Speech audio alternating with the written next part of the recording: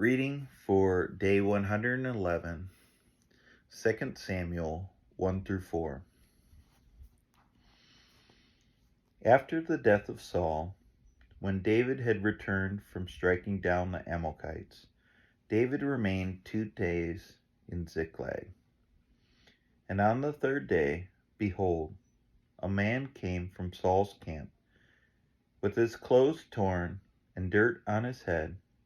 And when he came to David, he fell to the ground and paid homage. David said to him, "Where do you come from?"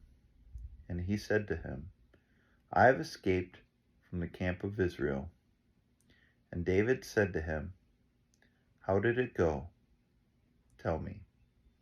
And he answered, "The people fled from the battle, and also many of the people have fallen and are dead. And Saul and his son Jonathan are also dead." Then David said to the young man who told him, "How do you know that Saul and his son Jonathan are dead?" And the young man who told him said, "By chance, I happened to be on Mount Gilboa, and there was Saul leaning on his spear, and behold, the chariots and the horsemen were close upon him.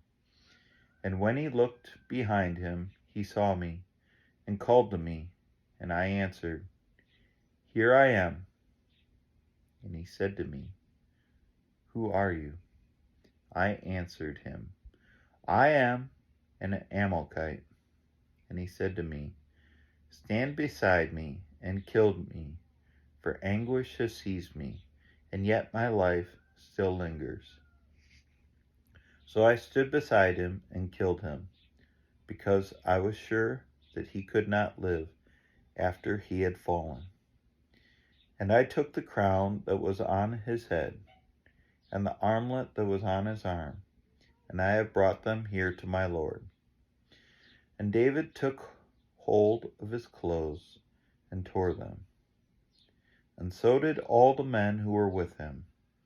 And they mourned and wept and fasted until evening for Saul and for Jonathan his son, and for the people of the Lord and for the house of Israel, because they had fallen by the sword.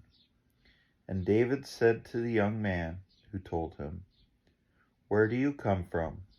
And he answered, "I am the son of a sojourner, an Amalekite." David said to him, "How is it you were not afraid to put out your hand to destroy the Lord's anointed?" Then David called one of the young men and said, "Go execute him." And he struck him down so that he died. And David said to him, "Your blood be on your head, for your own mouth has testified against you, saying, 'I have killed the Lord's anointed.'" And David lamented with his lamentation over Saul and Jonathan his son. And he said, "It should be taught to the people of Judah, behold, it is written in the book of Jashar." And he said, "Your glory, O Israel, is slain on your high places. Oh, how the mighty have fallen. Tell it not in Gath. Publish it not in the streets of Ashkelon. Lest the daughters of the Philistines rejoice, lest the daughters of the uncircumcised exult. You mountains of Gilboa, let there be no dew or rain upon you, nor fields of offerings. For there the shield of the mighty was defiled, the shield of Saul, not anointed with oil. From the blood of the slain, from the fat of the mighty, the bow of Jonathan turned not back, and the sword of Saul returned not empty. Saul and Jonathan, beloved and lovely, in life and in death, they were not divided. They were swifter than eagles, they were stronger than lions.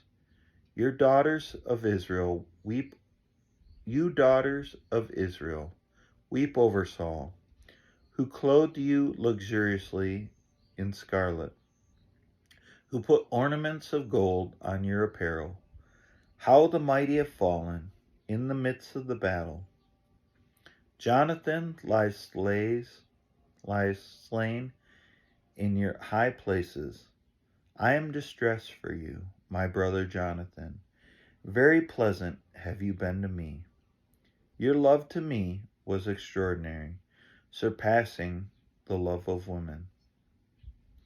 How the mighty have fallen, and the weapons of war perished.